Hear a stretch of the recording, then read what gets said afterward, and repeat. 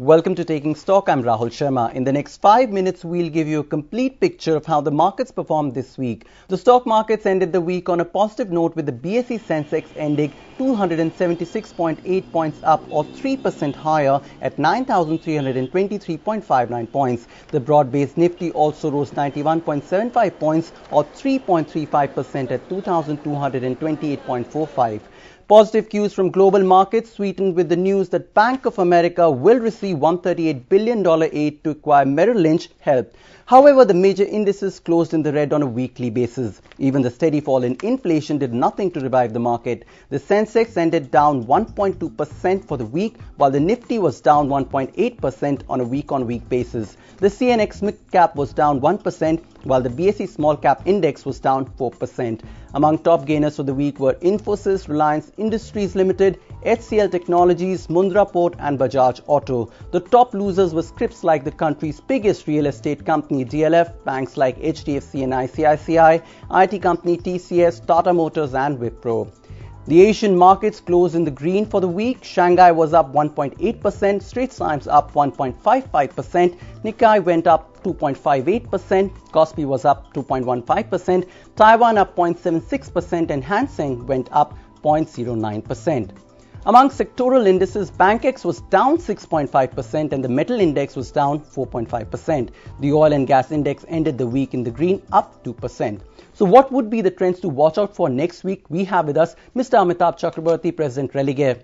Amitabh, what are the expectations from the market next week? If you see, this week we have seen market came down, but today we have seen a good short covering and rally. Basically, market tried to break 2,700 Nifty for 3 consecutive days, but it could not. More or less, market took the cues from overseas market. Indian market took the cues from overseas market. What we believe is that next week, the Reliance result will set the course. We have seen good results from Infosys. We have seen relatively good results from Bajaj Auto, for example, but Reliance will set the course for next week.